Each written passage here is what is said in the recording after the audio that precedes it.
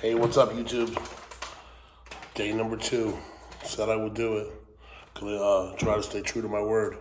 Um, from a wellness standpoint, today was like the rest of the days. My voice isn't 100%.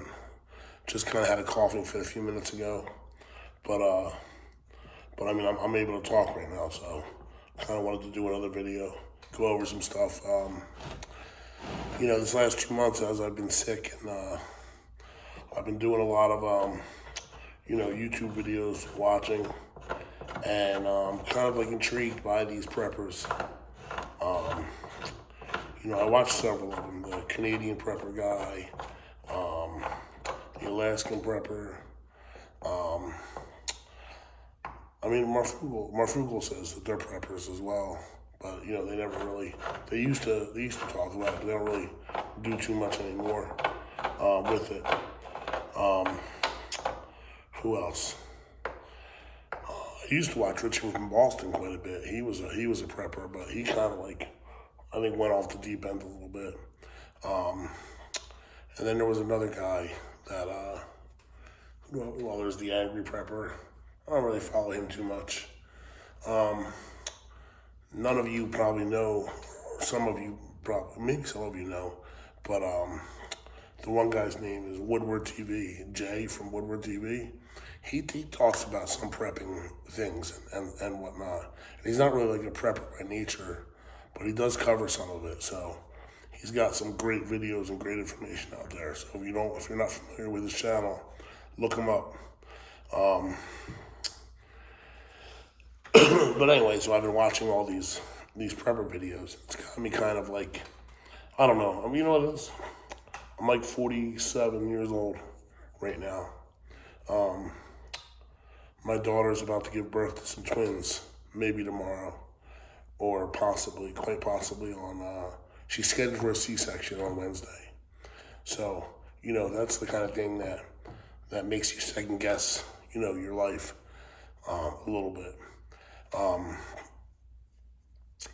And there's no father in the picture to speak of either. So kind of puts the emphasis back on me. Kind of makes me feel like I'm starting over again. Like when we had our kids when we were both young, me and my wife. I was like 20. She was 18. When our first was born. So for all intents and purposes, it kind of feels like starting over for me in a sense.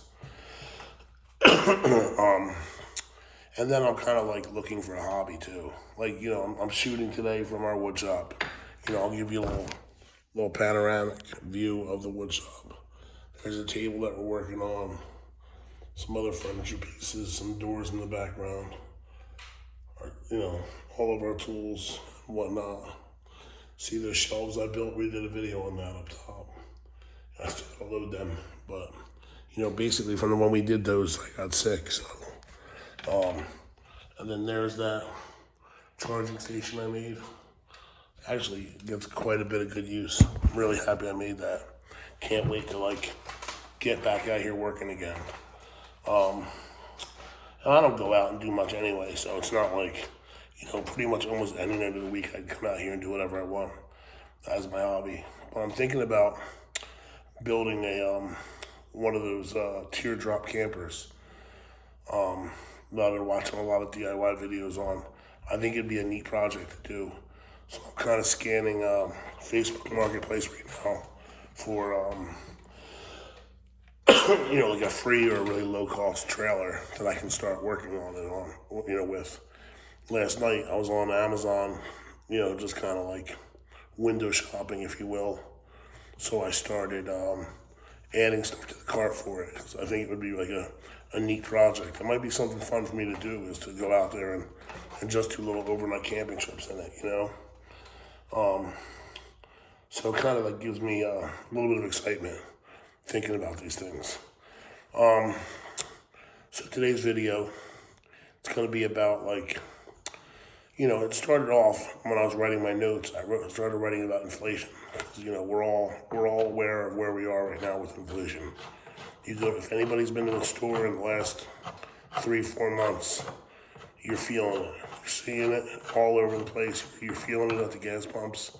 You know, you're feeling it at the price of meats.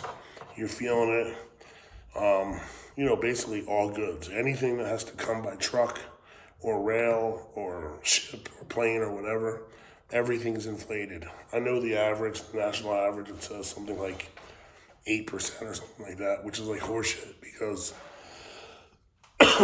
excuse me, gasoline is like up 120 or 30% year over year. So I don't want to hear your gas is up 120% and you're saying everything else across the board is only up, what, 6%? Like, I don't get it.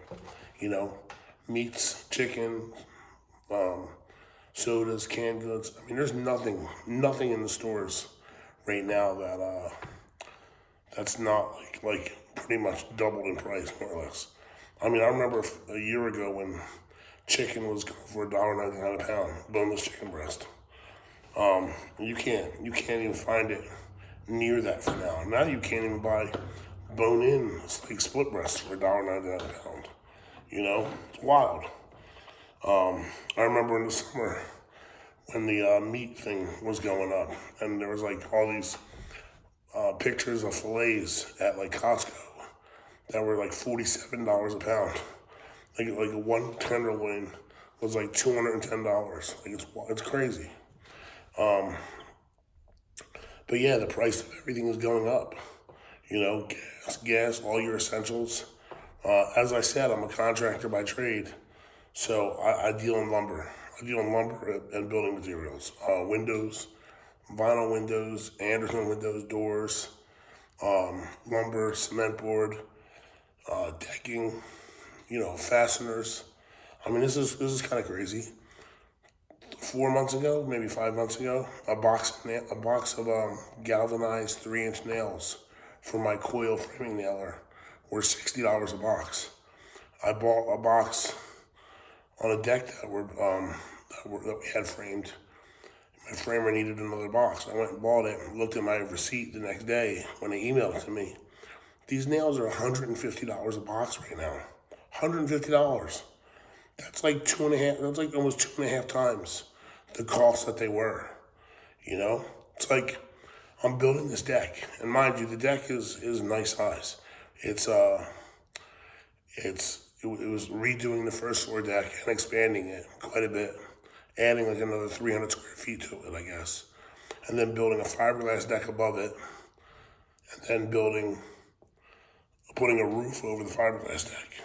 I bid this thing back in like November, December of last year, and at the time it was like $100,000 job. And of course I got it. I stayed kind of on the people. I stay in constant communication, and people like that, and they trust me. So yeah, I got the job. I was really excited about it. I was like, oh, this is a good hit for me, $100,000 deck. And now, as it turns out, I bought the lumber for it. The lumber alone came in at like $16,000, which is crazy.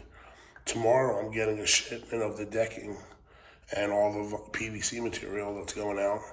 That's going to run me about another $10,000. So there you go. Two things on it, and I'm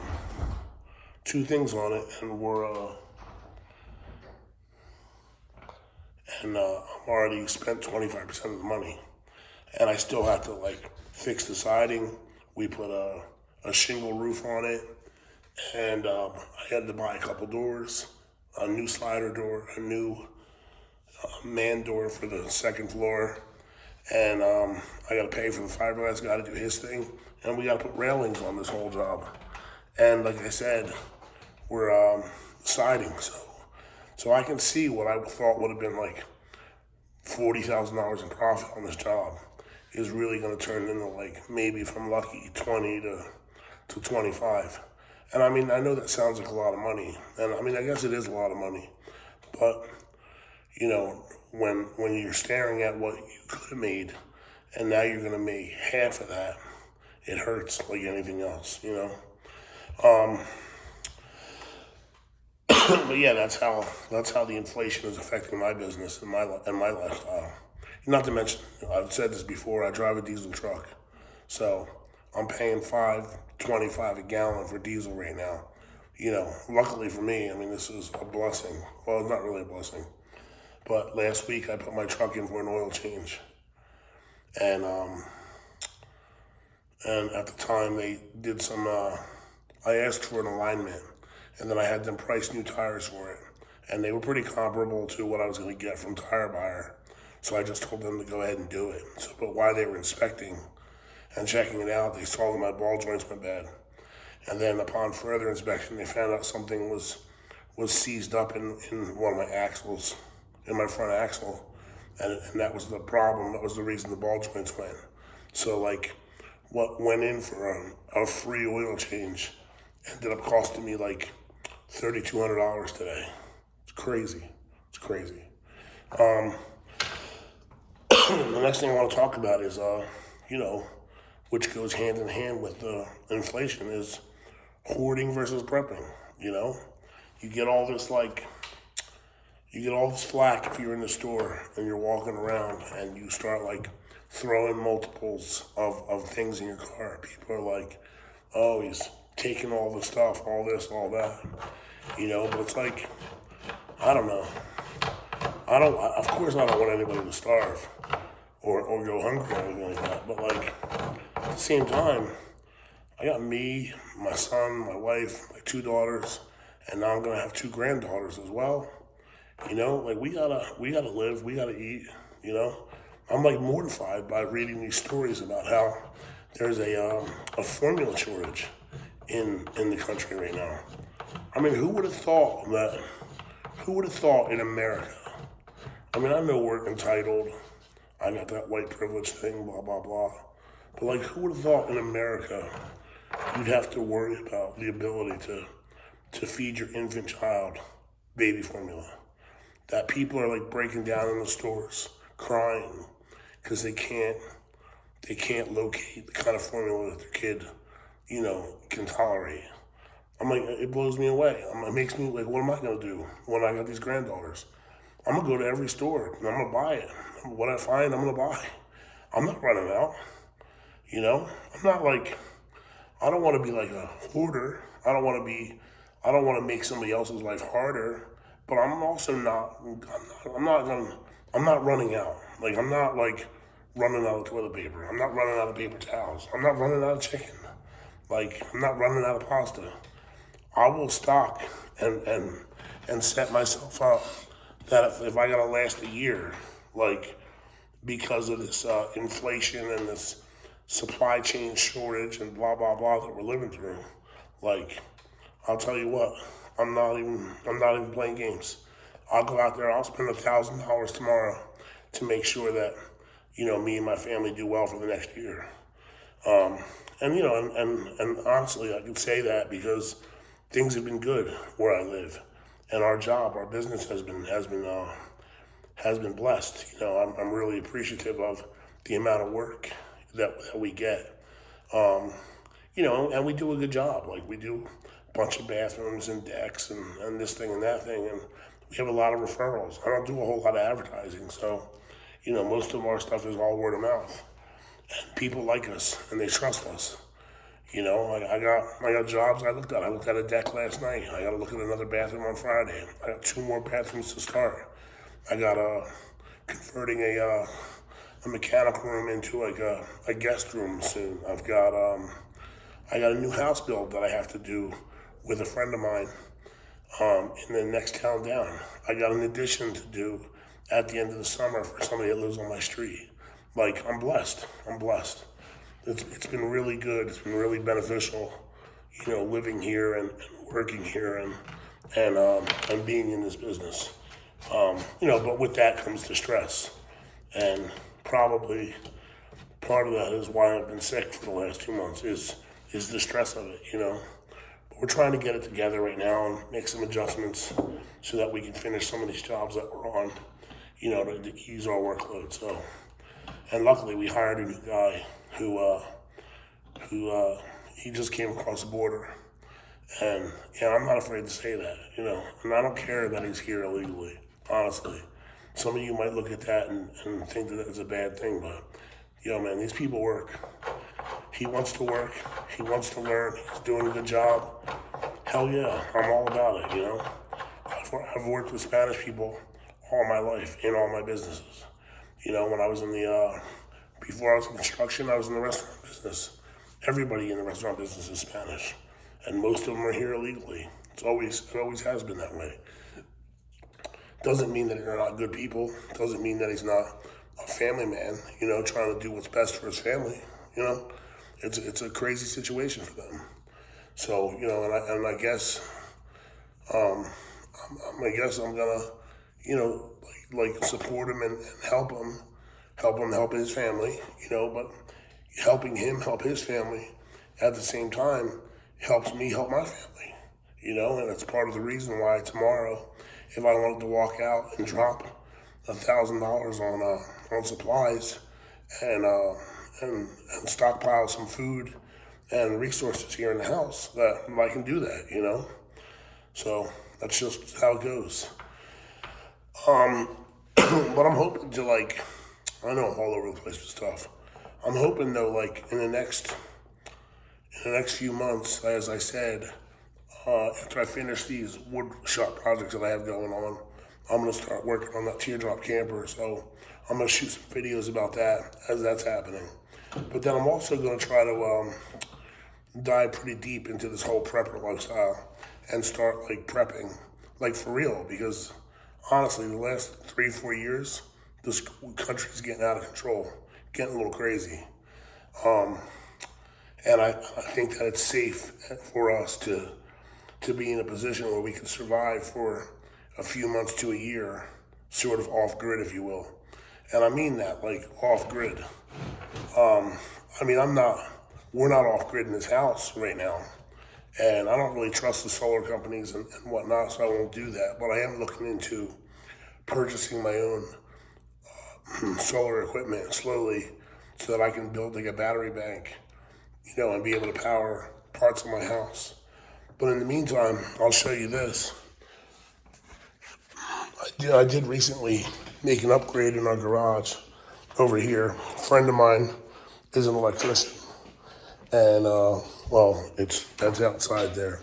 But right over here under the panel on the outside, I had him wire me one of the RV plugs that's backwired into the panel so that now if there's a power outage or something was to happen, or God forbid an EMP or electromagnetic pulse or blah, blah, blah, one of those things happens, I can technically take my generator outside and plug it in, and I can at least, you know, keep our refrigeration running and have lights in the house. And I could probably run our heater too, in the winter. I know I couldn't run the AC, but I could probably run the heater because it's a gas furnace, and I got a gas cooktop, so we could definitely still cook food, heat the house if need be, have the lights, and be able to have our food and freezer stay on in the event of a lights out situation. So I guess that's all I got tonight there, YouTube. Appreciate your time and listening to me. Come visit us at Hazu Talks, and check out our other channel at Hazu Built. That's our time lapse and our construction channel. So, and as I said, I'm trying to work on another channel. It's going to be my wellness channel.